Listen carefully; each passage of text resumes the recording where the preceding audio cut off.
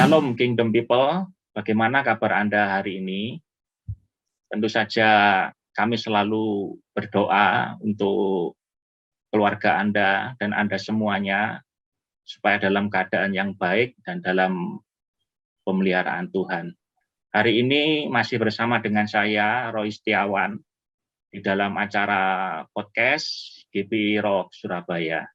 Dan selamat datang bagi Anda yang baru pertama kali menyaksikan acara podcast ini, ya, karena kita berada dalam masa PPKM darurat, maka podcast dilaksanakan melalui media Zoom.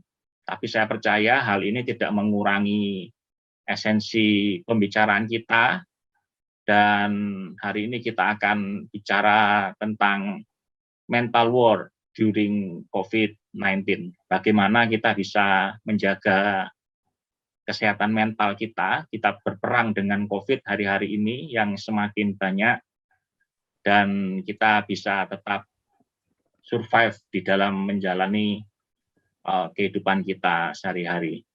Dan bersama dengan saya hari ini ada dua tamu spesial yang saya ajak ngobrol, ya, di acara podcast ini.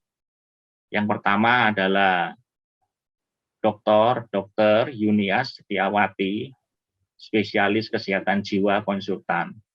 Selamat datang, Dok. Selamat datang. Terima kasih atas ini Pak Roy, ya, undangannya. Ya, terima kasih Dr. Yunias juga sudah bersedia untuk memenuhi undangan kami untuk berbagi pada saat ini tentang kesehatan mental. Dan juga Pak Fendi Kurniawan sebagai salah satu penyintas COVID-19 yang ada di gereja kita. Selamat datang Pak Fendi. Ya, selamat datang Pak Roy. Ya, terima kasih sudah memenuhi undangan kami. Mungkin saya ingin bertanya dulu ke Dr. Yunias. Sebetulnya pada waktu COVID-19 ini terjadi dan kita menghadapi, kita perlu memelihara kesehatan mental kita. Sebetulnya apa sih, Dok, kesehatan mental itu, dan seberapa pentingnya kita menjaga kesehatan mental itu? Karena selama ini seringkali yang ada di pikiran kita itu ya menjaga kesehatan fisik, ya, minum vitamin dan seterusnya dan seterusnya. Tapi orang melupakan tentang kesehatan mental itu. Nah, apa kira-kira, Dok, tentang kesehatan mental itu? Ya, terima kasih Pak Roy atas kesempatannya. Shalom, sahabat-sahabat GPI Rock semuanya. Ya, benar Pak Roy. Sementara ini yang ditekankan adalah kesehatan fisik, ya. Kalau kesehatan mental itu sering diabaikan. Padahal menurut undang-undang, ya, nomor 36 tahun 2009 itu dikatakan kesehatan itu adalah hak asasi setiap manusia, meliputi kesehatan fisik, mental, spiritual, dan sosial. Nah, kenapa sih kesehatan mental itu perlu kita jaga? Karena kesehatan mental itu adalah kondisi di mana seseorang itu bebas dari stres. Di mana stres itu bisa dari dalam diri kita sendiri, misalnya tuntutan yang terlalu tinggi, ya, kita yang perfect, ya, kita terlalu ingin sempurna, atau dari luar, ya. Jadi hubungan intrapersonal dengan diri kita sendiri dan interpersonal, hubungan kita dengan orang lain, gitu, yang dimana itu harus seimbang. Nah, kalau kesehatan itu seimbang, maka kesehatan mental itu akan terjamin dengan baik. Nah, menjawab pertanyaan Pak Roy ini mengenai kesehatan mental itu adalah gini, ya. Bagaimana seseorang itu memaknai suatu stres. Bagaimana kita menerima diri kita sendiri apa adanya. Seseorang kan tidak lebih, ya, dari ini. Kelebihannya ada, kekurangannya juga banyak, tapi kita bisa menerima. Legowo bahasa Jawanya. Ya, terus kita, ya, bisa juga menerima orang lain, ya. Nah, misalnya dalam kondisi seperti ini, kadang kita tidak bisa bertemu langsung, tetapi kita bisa komunikasi lewat virtual, gitu, ya. Yeah. Komunikasi dengan orang lain. Nah, kita memang tidak lepas dari stres nih. Yang biasanya kumpul-kumpul, bisa traveling, itu nggak bisa. Jadi kita harus ini ya, bebas konflik dengan orang lain dan dengan diri kita sendiri. Dan yang tak kalah pentingnya bagi sahabat GBI Rock semuanya, kita harus tetap efektif dalam berkomunikasi dengan lingkungan terkecil, yaitu keluarga, masyarakat, dan lingkungan. Jadi dalam studi, dalam pekerjaan, dalam pelayanan, kita harus tetap optimal walaupun dalam kondisi pandemi COVID-19 yang semakin ini ya, banyak. Banyak ya. Di kasusnya dok ya. Iya, sehingga takut semua gitu. Kira-kira demikian Pak Roy, apakah cukup jelas? Ya dok. Penjelasan saya. Ya. Nah dok, hari-hari ini kalau kita baca koran, kita lihat televisi, atau kita buka HP kita sekalipun ya, ditanya semua itu tentang COVID-19 gitu ya. Banyak yang meninggal dan seterusnya dan seterusnya. Nah kita ini seolah-olah terasa overwhelmed begitu ya, overwhelmed dengan berita tentang COVID itu yang lalu kemudian membuat kita menjadi seperti merasa ketakutan sendiri gitu dok. Ketakutan, wah jangan-jangan nanti saya kena, jangan-jangan nanti begini. Itu bagaimana dok ya untuk mengatasi berita-berita, apalagi berita-berita hoax gitu ya, yang mungkin beredar. Jadi bagaimana mengatasi rasa ketakutan terhadap lingkungan sekitar kita, yang mana hal itu seringkali menyerang kita gitu dok. Ya, memang menghadapi situasi pandemi COVID-19 ini tidak mudah ya, terutama dengan banyaknya kasus. Hampir setiap detik kalau kita buka WA, beritanya kehilangan teman, kerabat, ya, bahkan yang harus kehilangan orang-orang tercintanya. Baik ayah ibu, anak, itu tentunya merupakan pukulan yang berat bagi setiap orang. Nah, itu tidak menutup kemungkinan kita menjadi ketakutan seperti yang dikatakan Pak Roy. Memang ketakutan itu nanti yang menjadi dasar gangguan kesehatan mental kita. Misalnya kita jadi sulit tidur nih, kita jadi cemas, ya, depresi, nggak bisa konsentrasi nih, dredeg semua, gemeter nih ya. Nah, itu sahabat GBI Rock ya. Yang terpenting kita bisa memilah ya, memang mana berita-berita yang harus kita ikuti, mana yang tidak. Dan yang tak kalah pentingnya kita yaitu berserah diri. Misalnya dengan berdoa ya. Karena dengan berdoa itu kita mendekatkan relasi kita dengan Tuhan ya. Dengan berdoa kita menjadi lebih tenang, ayem gitu ya bahasa Jawanya. Kita menjadi lebih rileks sehingga imunitas kita juga akan meningkat ya. Nah, di Injil Matius kan juga dikatakan bahwa doa yang ini apa? Yang benar-benar kita percaya itu akan besar ya, khasiatnya itu akan ini. Jadi doa itu fungsinya banyak. Bisa untuk ketenangan batin kita, bisa untuk pemenuhan kebutuhan kita ya. Bisa kita menjadi lebih pasrah diri begitu ya. Karena dengan doa itu juga ini kan mempengaruhi pikiran kita. Seperti kita ketahui pikiran akan memengaruhi perasaan kita dan perilaku kita.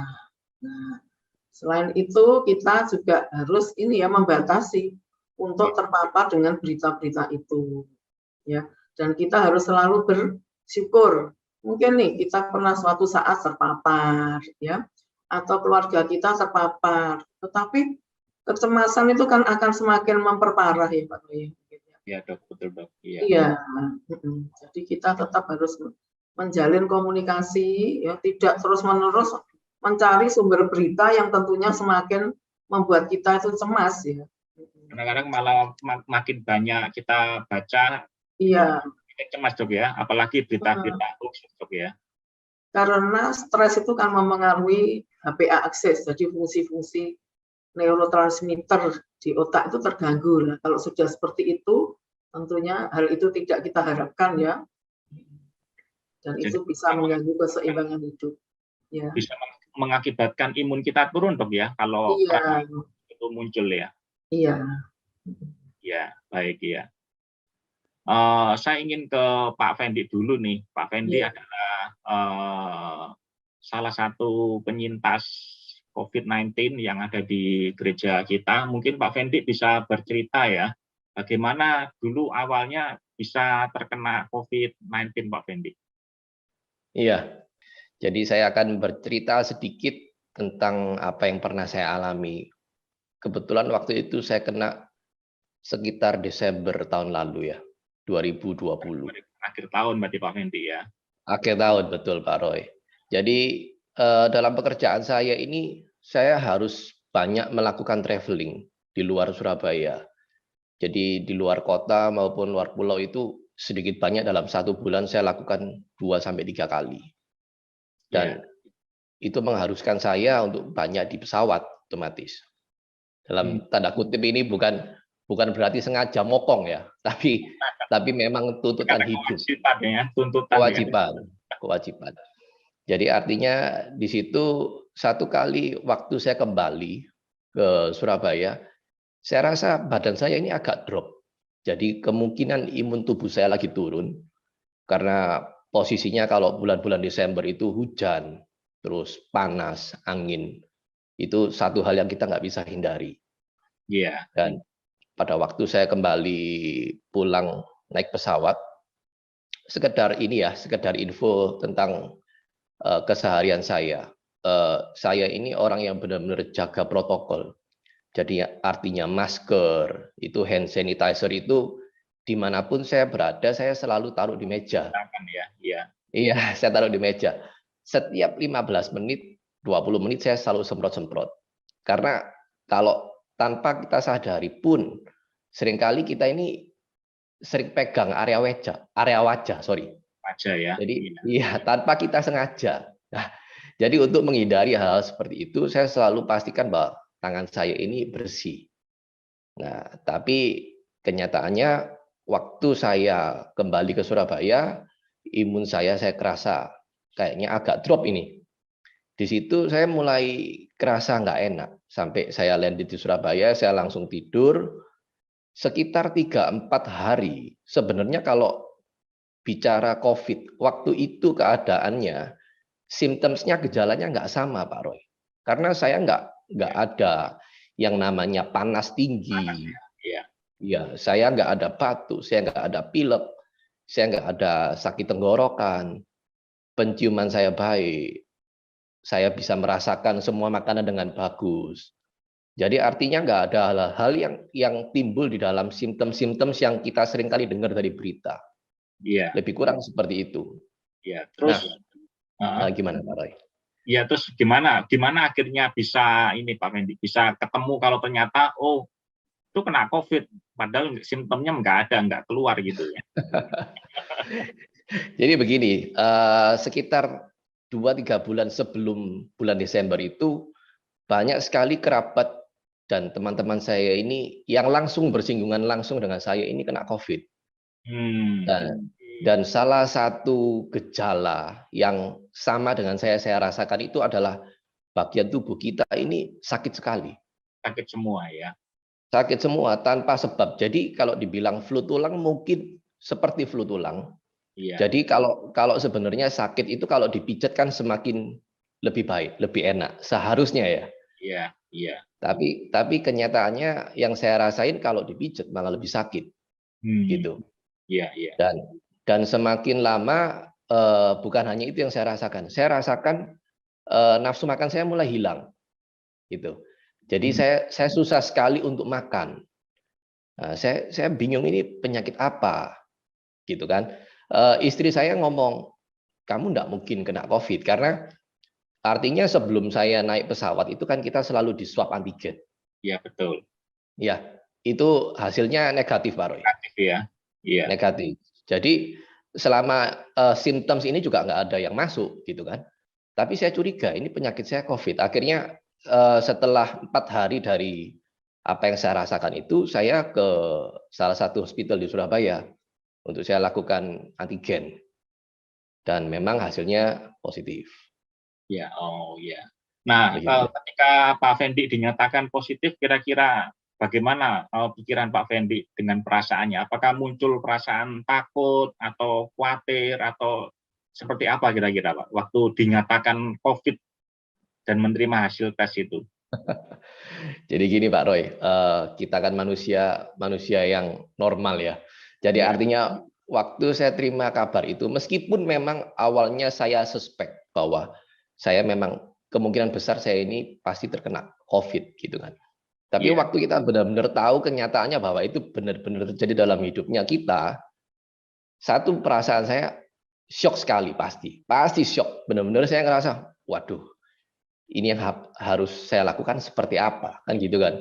Iya. Satu shock, kedua bingung, ketiga yang pasti sadar nggak sadar kalau sesuatu yang nggak baik terjadi dalam hidupnya kita ini sebenarnya stres. Itu pasti. Ya. Jadi waktu itu yang saya lakuin nggak ada yang lain, saya cuma tanya sama petugas yang memberikan hasil ke saya cuma tanya, terus saya harus apa? Saya harus ngapain nih? Gitu kan? Karena kita nggak ngerti, kita orang awam kan Iya. begitu artinya. Iya. Ini saya ke Dr. Yunius. Dok, ini kalau seandainya terjadi pada diri kita, ya memang kita nggak minta ya. Misalkan tiba-tiba terjadi pada diri kita dan kita tiba-tiba terkena COVID seperti Pak Fendi itu, padahal protokol semua kita sudah melakukan ya. Kemudian kita kena COVID, lalu kita mental kita ini menjadi down. Apa sebetulnya Dok yang bisa kita lakukan Dok untuk menghadapi situasi yang seperti itu, Dr. Yunius? Ya, menarik sekali ya yang diutarakan Pak Fendi ya. Memang tahap-tahap yang dilewati itu memang betul. Kalau pertama dinyatakan COVID padahal sudah menegakkan protokol kesehatan, itu memang sesuai yang diutarakan Pak Fendi tadi ya, secara teori juga seperti demikian. Jadi menurutku Belarus itu ada 5 fasenya. Yang pertama tadi dikatakan shock itu, yaitu denial ya, tentu saja. Nggak mungkin, saya nih loh sudah protokol kesehatan, semprot-semprot ya, masa seperti itu, nggak mungkin lah. Yang kedua mesti dia marah ya, Pak Fendi mengalami ya. Ini loh, ini gara-gara lingkungan ini ya, nggak adil ini. Saya sudah protokol lingkungan tidak ini ya, tidak menerapkan protokol kesehatan. Atau Tuhan itu nggak adil kok saya dikasih sakit seperti ini ya. Terus tahap ketiganya mesti bargaining ya, tawar-menawar. Oh ya mungkin ya karena virus itu kan penularannya bisa dari apa saja. Gitu ya. Terus akhirnya jatuh ke dalam depresi, sedih, mengurung diri karena juga badannya sakit semua ya. Memang betul ini. Setiap orang itu beda-beda simptomnya COVID itu. Iya, ada yang asimptomatik, tidak ada gejala. Ya, ada juga yang ini seperti diberitakan itu, batuk, sesek gitu ya. Iya, Dok. Yang terakhir acceptance tadi, akhirnya Pak Fendi menerima dan berubah dengan teratur. Nah, seandainya kita ini terkena ya, nah kita kan memang semua sudah menerapkan protokol kesehatan. Dan kalau mengalami fase seperti yang Pak Fendi utarakan tadi itu masih dalam batas normal ya. Nah, karena kan tidak mengganggu, beliaunya tetap mau berobat, begitu kan Pak Fendi ya, sampai iya betul Dok ya, iya. Ya. Saat itu isoman ya Pak Fendi. Isoman Dok. Ya, nah itu hendaknya kita juga ini meneladani Pak Fendi tadi ya. Segera kalau sudah ada gejala tadi segera memeriksakan PCR ya. Setelah itu kan bertanya kepada petugasnya ya. Jadi tidak browsing di internet itu jadi tambah bingung kan. Pak Fendi mencari pertolongan kepada expertnya gitu ya. Nah, sekarang kan bisa lewat Halodoc atau gimana itu supaya penanganannya itu cepat dan tidak menulari yang lain. Jadi dalam hal ini terbuka seperti kita misalnya kalau terkena ya kita WA, mohon maaf saya ini seperti ini. Adakah yang kontak dengan saya selama 2 minggu ini? Nah, jadi yang kontak juga segera periksa. Jadi kita membentengi orang lain juga ya. Jadi tidak egois, sudah kena terus ya wes, wong aku sudah kena ya aku jalan-jalan misalnya seperti itu ya.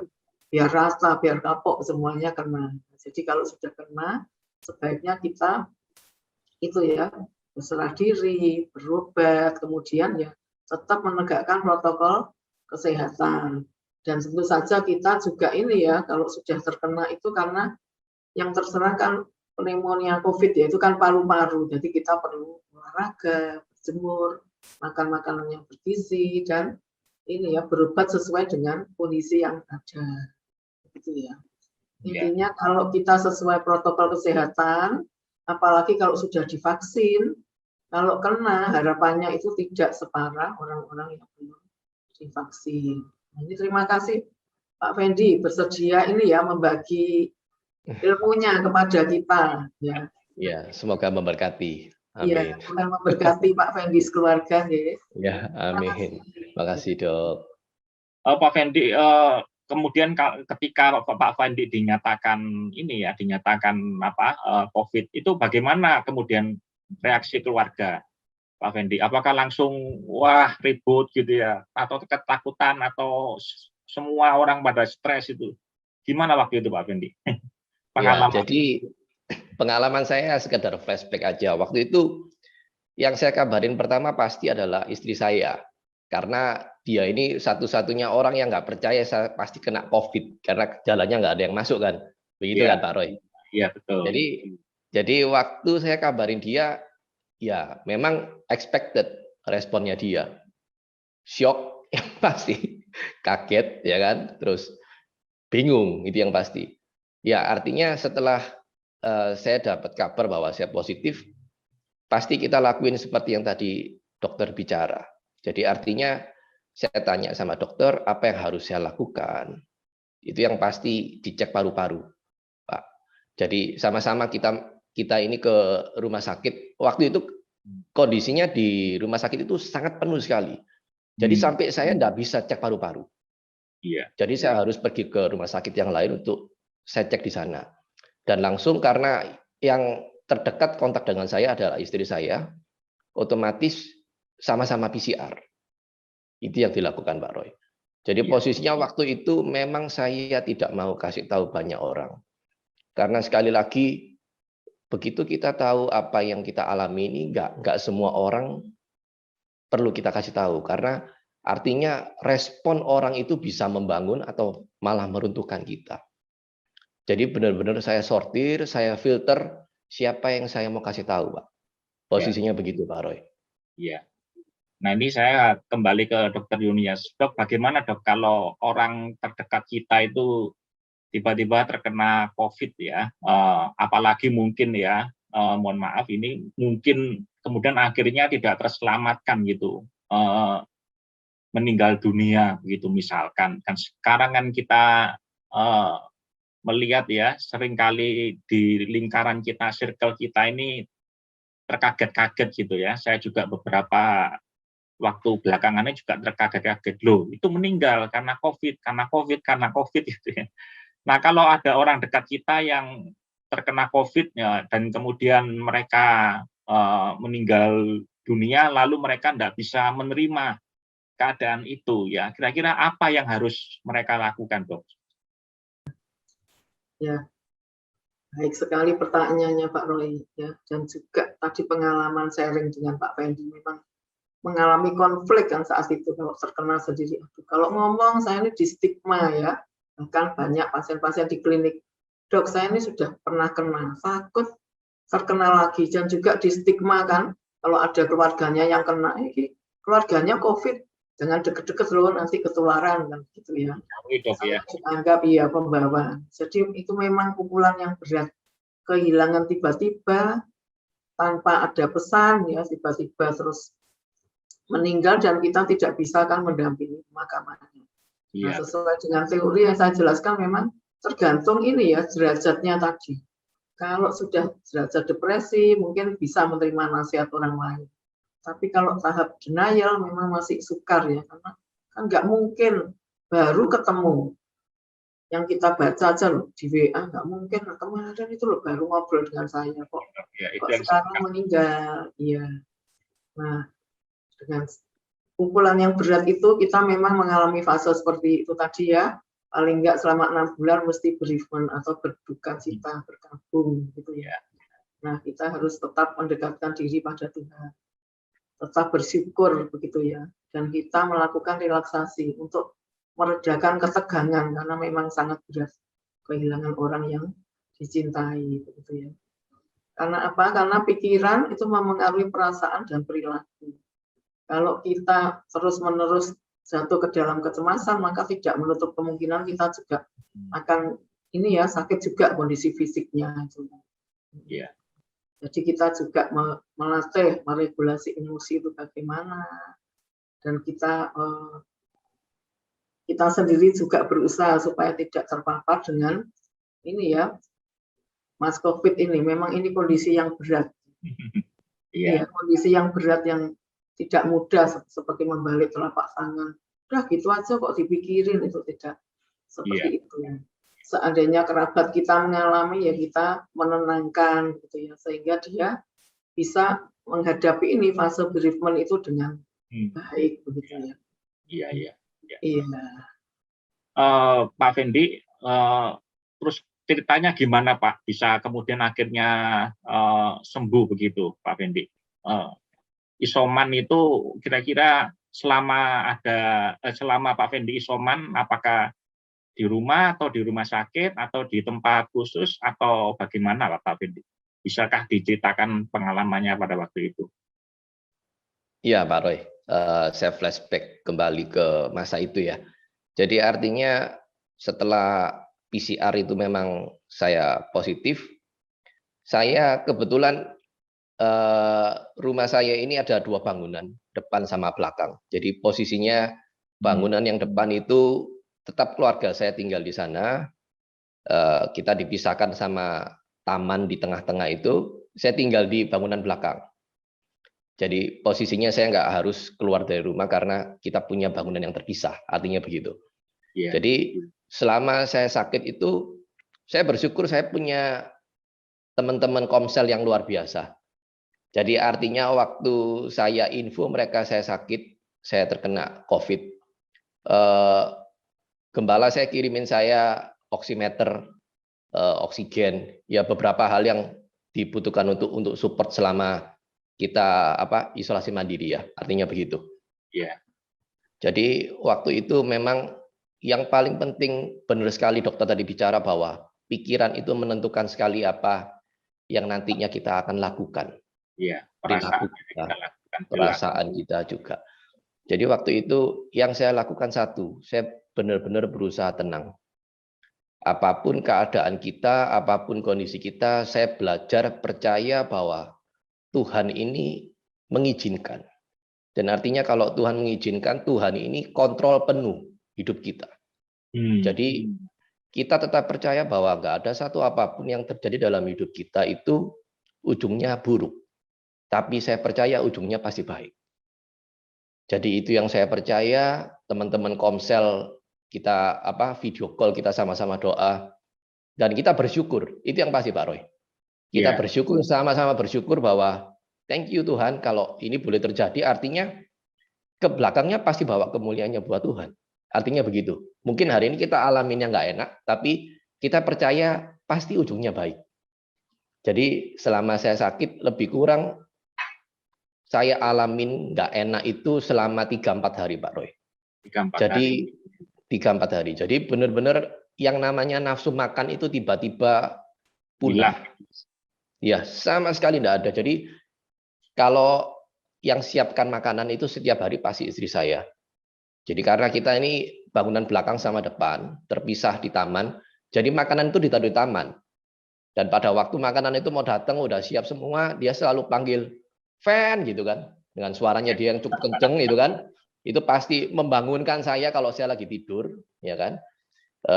Itu saya sampai 3 hari itu saya ngerasa kalau dengar suaranya dia panggil saya itu kayak trauma.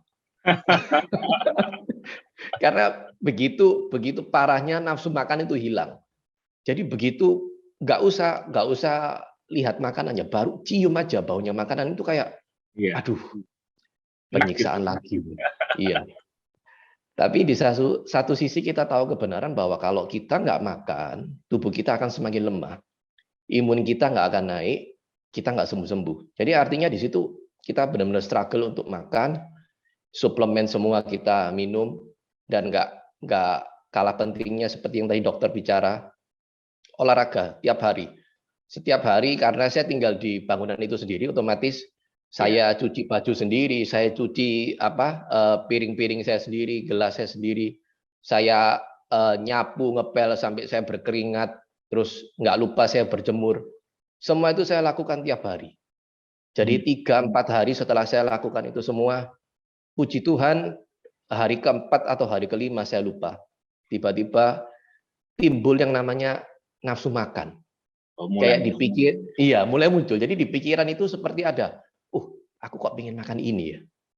Ah itu kayak rasanya itu kayak berkat gitu loh. Kayak benar-benar merasa this is it, this is the new day. Dan saya percaya saya sudah sembuh. Artinya setelah nafsu makan itu muncul, memang berangsur-angsur kehidupan saya jadi jauh lebih baik. Iya, kondisi saya jauh lebih enak. Dan akhirnya setelah sekitar lebih kurang 10 hari, saya dinyatakan negatif. Gitu Pak Roy.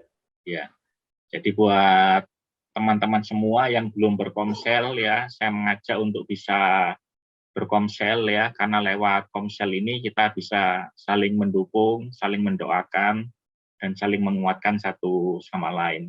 Dan yang terakhir, mungkin saya ke Dr. Yunias, kira-kira pesan apa Dok yang mau disampaikan ke kita semua ya, untuk menghadapi keadaan COVID akhir-akhir ini yang sangat tinggi sekali ya angkanya itu. Apa Dok kira-kira yang perlu mau dipesankan kepada kita semuanya? Ya, memang menghadapi pandemi ya, tidak hanya diri kita saja, tapi di seluruh dunia juga mengalami hal yang sama. Ya, tapi yang perlu kita garis bawahi bahwa di balik banyaknya musibah, artinya pasti ada jalan keluarnya. Dan tidak ada sesuatu yang terjadi secara kebetulan ya. Kita memaknai pandemi ini dengan positif, di mana dengan pandemi ini secara tidak kita sadari kita jadi lebih banyak waktu di rumah. Kita memperbanyak waktu berkomunikasi dengan keluarga dan mendekatkan diri kepada Tuhan. Nah, pesan saya sebaiknya tetap menjalankan protokol kesehatan untuk menghadapi pandemi COVID yang masih berlangsung. Kita tidak tahu kapan akan berakhir ini. Dan kita tetap percaya bahwa semuanya itu seperti dikatakan Pak Fendi tadi, rencana Tuhan selalu indah buat kita. Dan mukjizat itu selalu terjadi pada orang yang percaya kepada Tuhan. Terima kasih Pak Roy. Terima kasih Pak Fendi sharingnya. Terima kasih Dokter. Pak Fendi dipakai oleh Tuhan untuk menjadi berkat bagi orang lain ya, di mana Pak Fendi tadi sangat bersemangat kan melakukan, kalau dari teori itu ADL, jadi tetap aku ya nyapu, ngepel itu namanya activity daily living, betul, jadi imunitasnya meningkat. Nah, tandanya sembuh tadi walaupun sederhana tapi benar. Kalau nafsu makanku sudah baik, itu artinya keinginan yang paling dasar baik lah, itu awal dari kesembuhan ya. Terima kasih dan salut untuk Pak Roy dan Pak Fendi ya yang mengadakan acara ini. Sukses untuk Pak Roy, Pak Fendi dan sahabat GBI Rock. Selamat pagi. Ya, terima kasih Dokter. Kalau ada teman-teman yang masih ingin berkonsultasi lebih lanjut atau bicara lebih lanjut dengan Dokter Yunias ini adalah dosen Fakultas Kedokteran UNER dan juga tempat prakteknya di RSUD Dr. Sutomo, kemudian di Mitra Keluarga Kenjeran, betul Dok ya? Dan juga di Rumah Sakit Siloam ya, buat teman-teman yang mungkin ada kebutuhan bahwa kalau kita pergi ke psikiater seringkali di stigma buruk ya, tapi jangan begitu ya, karena memang itu tidak betul Dok ya. Justru kita harus mencari pertolongan kepada ahlinya gitu ya, kepada orang-orang yang expert ya, sehingga kita bisa mengalami hal-hal yang baik di dalam hidup kita. Baik, terima kasih Dr. Yunias yang sudah hadir di dalam acara podcast kita pada hari ini, dan juga Pak Fendi Kurniawan yang sudah hadir. Terima kasih sudah memenuhi undangan kami. Nah, teman-teman, demikian acara podcast kita. Semoga bermanfaat dan berguna bagi kita semuanya. Kiranya pembicaraan yang ringan ini ya dapat memberikan kegunaan yang besar kepada kita semuanya. Dan saya percaya Tuhan akan melindungi kita, menyertai kita di dalam keseharian kita. Tetap nantikan seri-seri podcast berikutnya di acara Kingdom Insight is Gift for You.